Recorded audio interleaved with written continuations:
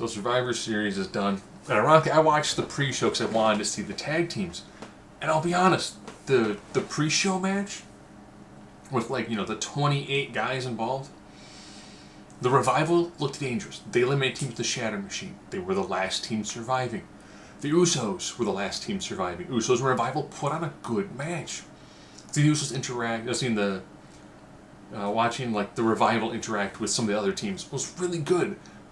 Seeing a Rude Awakening neckbreaker with a moonsault was fantastic. I mean, that match was really good for who was involved in it.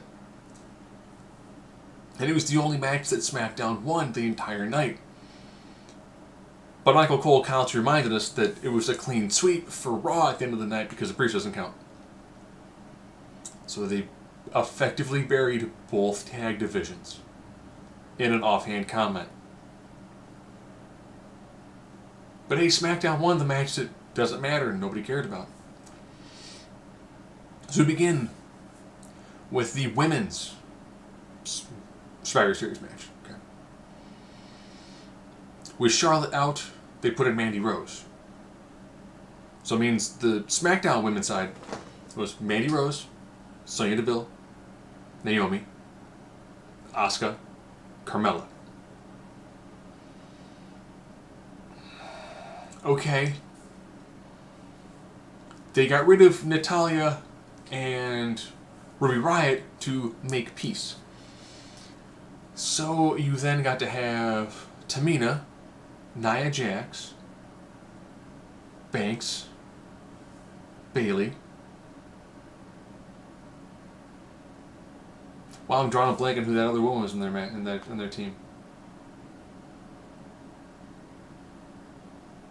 Mickie James. Wow, which is sad because she's actually one of the hardest working women in this roster right now.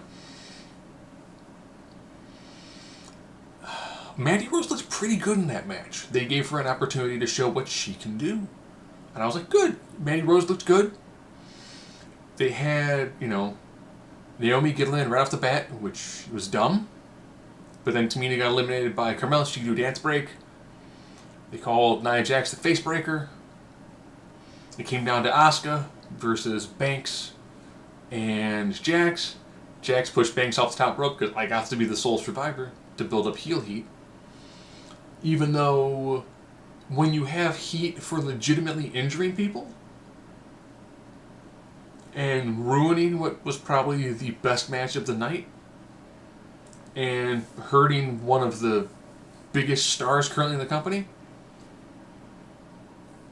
you might as well create a character called Lucas Ernesto Mia and have this person attack, Roman Reigns at home. And be like, see, check out our new awesome villain, Leukemia.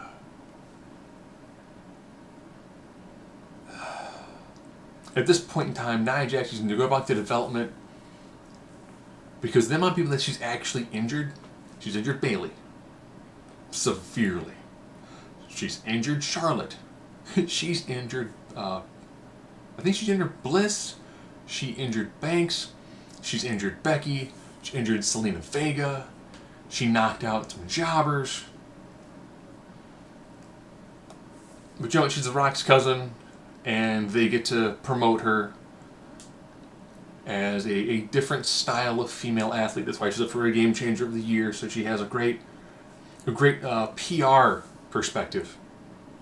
And then they can show her, brutalizing somebody with legit punching them in the face in a scripted show. But you know what? Hey, build her up, have Ronda Rousey destroy her, and then put her in tag matches with Tamina. And here's what you do. You have her in the Royal Rumble. If Lynch is good to go for the Rumble, you end up having Lynch come in towards the end. Have Charlotte win the Mixed Match Challenge. Charlotte's in number 30. Charlotte and Becky eliminate Nia. Charlotte looks at Becky. They hug. Charlotte goes, "You've got Ronda." Hops over the top rope. Becky is like, "I'm taking her. And I'm taking that title. I'm taking her arm." And then you have Becky just run roughshod over Raw. Have her beat Ronda Rousey for the title. Then show up on SmackDown. Whoever the SmackDown champion is, then at Backlash or whatever, or after you have them do, their rematch at the next pay-per-view, you build towards Becky trying to hold both titles at SummerSlam. And then while that's going on, you put Nia Jax in pre-show matches. Use this, have it to help, build up Rousey, have Rousey beat her. That way then when it comes time for, the inevitable Ronda Rousey, Becky Lynch, you can do the whole, this woman took you out, I took her out. Boom. It adds a layer to the story, you're done. Or maybe Jax decides that she wants to stay home for a couple of months. But it was a bizarrely laid out match, which becomes the standard bearer for this entire night. Nakamura, Seth Rollins. Loved this match. Why? Because you could tell Nakamura actually cared. Nakamura actually brought, I wouldn't say he brought his New Japan A game. He brought like his New Japan like BB Plus game. He can do a little bit more, but you can tell in the E he's like, the crowd's gonna dig it, but I don't need to go as far. And Rollins was like, I want to fight you. This is the bucket list check that I want to have. And they know what they had. I don't say it was probably the match of the night. Beautiful back and forth. Rollins gets the victory.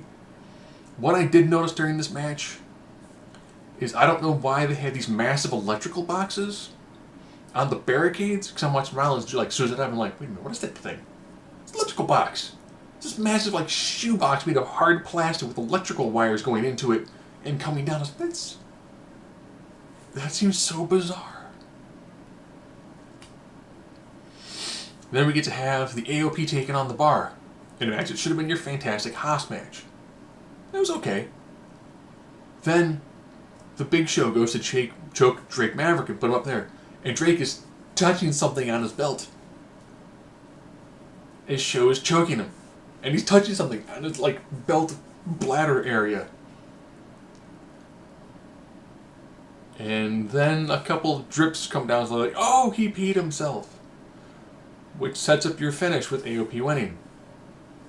Yes, so Raw has won every match so far. We then get the Cruiserweight match. I'll talk about the Cruiserweight match at the end. And then we get the 5-on-5 Survivor Series Raw match. Joe, House of Fire. Claymore, Joe's gone. Great. Now we're down to all the fast guys on Team SmackDown. That's okay, because Shane is going to kill himself in this match. But he eliminates a couple people, which is fine. They tease a lot of dissension within the ranks of Raw, which is the only way you can make SmackDown at all appear legitimate and dangerous. It comes down to Shane being the last person left to take on Strowman, who is the MVP after McIntyre. I mean, Strowman, catching, reversing moves and hitting power slams was impressive. I think, he took out Hardy. He took out Miz. I think he took out Miz. I know he took out Hardy, he took out Mysterio, and he took out Shane. He might have taken out Miz as well. But it was just... It was good. It's good. Lashley didn't do a lot. Mysterio eliminated Balor. I'm almost surprised Balor didn't attack a teammate, tag himself in, go too sweet, hit Baron Corbin with something, or since you can't be DQ'd attacking your own team, I'm surprised he didn't, tag himself in, kick McIntyre in the head, get a chair, brutalize McIntyre with the chair, and have McIntyre get pinned. And then brutalize Bobby Lash with a chair. I mean, had Balor just went nuts and laid out Ziggler, who he's had beef with, McIntyre, who he's got beef with, Lashley, who he's got beef with, and just left Strowman and been like, you're okay, Strowman. And then just left, it would have been fine. We would give him a level of edge, and then if he just would have walked away, been like, yeah, you know what? Too sweet. You're down 2 people. Baron, I hate you. Drew, I hate you. Drew, Drolfdolf, I hate you. Bobby, I hate you. And then he could have even hit like a sling blade on Lio Rush and been like, yeah, I'm hoping y'all lose. Done. But no, instead they just have Raw just destroy SmackDown, because why not? The Charlotte Ronda Rousey match. They had mentioned that after Charlotte had her match at SmackDown, she flew to start training with Ronda Rousey. This was a good match, but you could tell that they were not quite on the same page. Just really great sequences. Not as good as watching, Seth Rollins have like a clothesline reversed into, like an armbar reversed into a triangle choke reversed into a buckle bomb. But some really good sequences. Ronda got bloodied. Ronda looked like she was getting, deep into the woods. I'm glad that the announce team was like, Ronda never had long matches in UFC. She just destroyed people and that was it. Good. Push that. Run with that narrative. It's a great narrative. But then to have them end with a kendo stick attack? Okay. So Ronda won by DQ. But then it kept on going. And as Ronda's trying to cover up, you can tell she doesn't quite know how to cover up from a kendo stick because they show her and she's got these bruises all over her. So kudos to Rousey as they were like, alright, here's what happened. This match can't go like 20 minutes. It's just not. Okay? We're going to go as far as we can. And we're going to save some to come back to this match later and make it even bigger. And then Charlotte's like, I'm going to attack the refs. I'm going to beat you with a steel chair. And the crowd's probably going. And the next probably going, yep, that's right. Charlotte, dominant heel. Why did she thank you, Charlotte? Why is the crowd super behind Charlotte? Why is the crowd super behind, SmackDown when the New Day's taking on Raw? Boo! Raw. Boo! I'm like, see, that's because people kind of like the blue brand. So what do? You entirely bury it the entire night.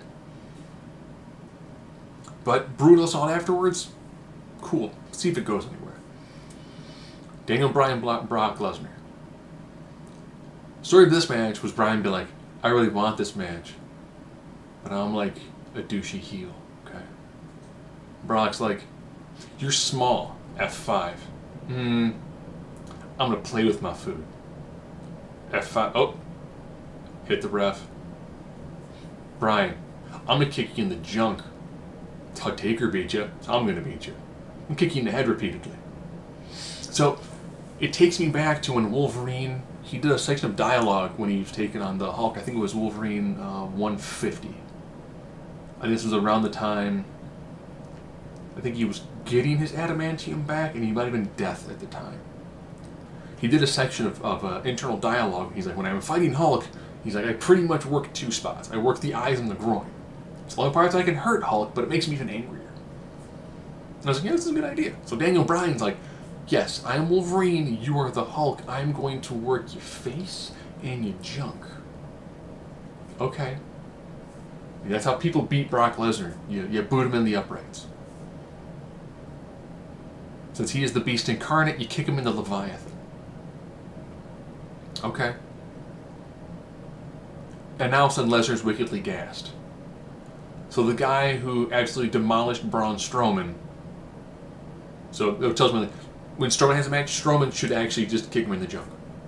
Before the bell sounds, when Heyman's doing his shtick, he should walk behind him and just boot him in the junk. And they'd be like, well, let's ring the bell.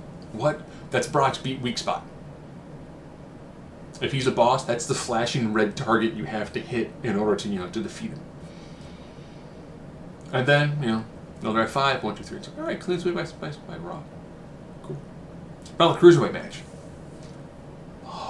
Mustafa Ali, Buddy Murphy. They did some of their greatest hits. I love the, you're on the table? I'm going to run from the ground, hop into it, do a Spanish fly. Mustafa Ali sells this insane amount of just head damage. I want to see Mustafa Ali in a match with Johnny Gargano. Because they take this I'm kicked in the head. They have that look of, he's drinking all of his meals through a straw for a while. It's just, it really draws you in when you think someone's been severely injured throughout half of the match, and then he just sells the damage repeatedly. Murphy retained, solid match. If they want people to watch 205 Live, every now and then take one of their title matches, put them in something like this. Maybe some of their Survivor Series, maybe actually do, I don't know, pick like Team NXT and have them take on Team 205. NXT and NXT UK guys have wrestled on 205.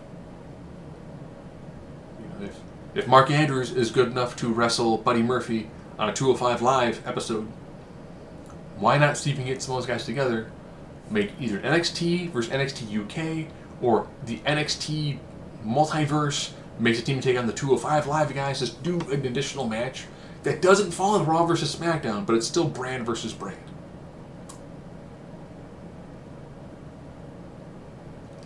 So this event overall was lots of promise,